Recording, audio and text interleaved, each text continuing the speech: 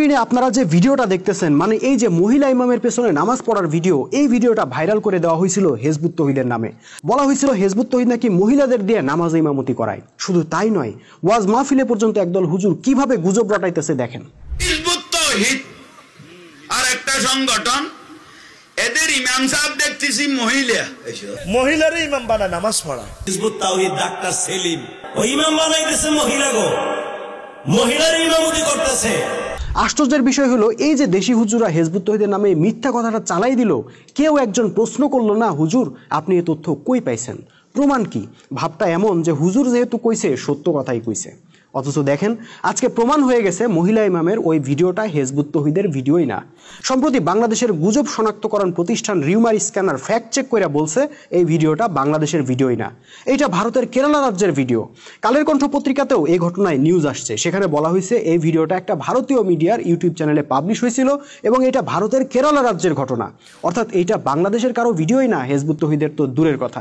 তাইলে এবার বলেন আমাদের দেশি হুজুরা যে হিজবুত তৌহিদের নামে এই মিথ্যা তথ্যটা ভাইরাল করে দিল, এটা কি উচিত হয়েছে তাদের? ভাই গত এক বছরে হিজবুত তৌহিদের সদস্যদের উপর যত হামলা হয়েছে আপনি তদন্ত করে দেখেন, প্রায় সব জায়গাতেই কেউ না কেউ গিয়ে হামলাকারীদেরকে বুঝাইছে হিজবুত তৌহিদ মহিলাদের দিয়ে ইমামতি করায়, আর সেই তথ্য শুনেই উত্তেজিত হয়ে তারা হিজবুত তৌহিদের উপর হামলা করছে। এমনকি কিছুদিন আগে রংপুরে হিজবুত তৌহিদের সদস্যদের বাড়িঘরে যে হামলাটা হয়েছিল, এই হামলার পর পীরগাছা থানার ওসিকে যখন সাংবাদিকরা জিজ্ঞেস করলো হিজবুত তৌহিদের উপর হামলা হয়েছে কেন, তিনি কি বলছিলেন জানেন? তিনি বলছিলেন হিজবুত তৌহিদের কিছু বিতর্কিত কর্মকাণ্ড আছে, শুনছি তারা মহিলাদের দিয়ে নাকি ইমামতি করায়, এসবের জন্যই তাদের উপর হামলা হয়েছে। মানে থানার ওসি পর্যন্ত এই গুজব বিশ্বাস করে বসে আছে। সে ওসি সাহেবকে আমি বলতে চাই, ভাই এখন দেখলেন তো মহিলা ইমামের ভিডিওটা যে হিজবুত তৌহিদেরই না, এখন তো বুঝলেন ধর্ম ব্যবসায়ীদের কথা বিশ্বাস করা কতটা ভুল। আমি তো আজকের ভিডিওতে কেবল ওদের একটা মিথ্যার প্রমাণ দিলাম, এরকম শত শত মিথ্যা তথ্য তারা হিজবুত তৌহিদের নামে চালাই দিতেছে। যেমন তারা বলতেছে হিজবুত তৌহিদ নাকি হাদিস মানে না, হিজবুত তৌহিদের ইমাম নাকি নবী দাবি করছেন, ইমাম মাহাদি দাবি করছেন, ঈসা নবী দাবি করছেন, হিজবুত তৌহিদের সদস্যরা নাকি কোনো বিয়ে শাদী করা লাগে না, তারা নাকি লিভ টুগেদার করে, হিজবুত তৌহিদ নাকি মহিলাদেরকে সামনের কাতারে আর পুরুষদেরকে পিছনের কাতারে দিয়ে নামাজ পড়ে, হিজবুত তৌহিদ নাকি ওযু গোসল ছাড়াই নামাজ পড়ে, ইত্যাদি হাজারো মিথ্যা কথা, জঘন্য সব কথাবার্তা। ভাই কেমন লাগে বলেন তো? যেটা আমাদের বিশ্বাস না, যেটা আমাদের আকীদা না, যেটা আমাদের কল্পনাতেও আসে না, সেই কথাগুলো এক শ্রেণীর মুক্তি মাওলানা ওয়াজ মাহফিলে কোরআন সামনে রেখে বৈশা আমাদের নামে গুজব রটাই দিতেছে। তার অনুসারীরা আবার সেই মিথ্যা কথাগুলো সোশ্যাল মিডিয়াতে ভাইরাল করে দিতেছে। এভাবে ওরা শতমুখে যদি গুজব রটাইতে থাকে তাহলে আমরা এক মুখে কয়টার জবাব দিব?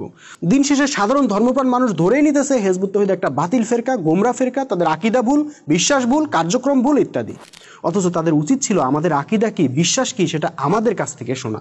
ভাই হিজবুত তৌহিদ সম্পর্কে অনেক তো অপপ্রচার শুনলেন, এবার আসেন না আমরা সত্যি কি বলি, কি চাই, কি করি সেটা একবার আমাদের কাছ থেকে শোনেন। আমাদের ওয়েবসাইটে যান, আমাদের বইগুলো ডাউনলোড করে পড়েন, আমাদের ইউটিউব চ্যানেলে ভিডিওগুলো দেখেন, আমাদের ফেসবুক অ্যাকাউন্টে লেখাগুলো পড়েন, সেখানে আমাদের হাজার হাজার ভিডিও বক্তব্য পাবেন, লেখা পাবেন।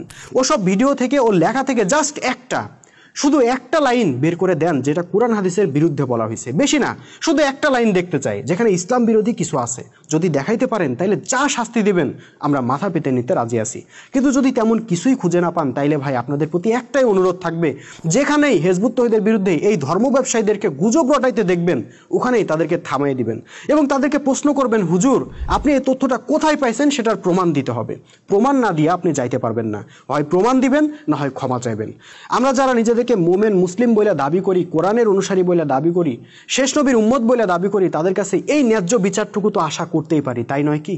বন্ধুরা পরবর্তী ভিডিও পেতে আমাদের এই পেজটি ফলো দিয়ে পাশে থাকুন এবং হিজবুত তৌহিদ নিয়ে আপনার যে কোনো মতামত, জিজ্ঞাসা বা পরামর্শ জানাতে ভিডিওর শেষে যুক্ত করা হোয়াটসঅ্যাপ নাম্বারে আজই যোগাযোগ করুন। আজকের মতো বিদায় নিচ্ছি, সবাইকে আল্লাহ হাফেজ, সালামু আলাইকুম ওয়া রাহমাতুল্লাহি ওয়া বারাকাতুহু।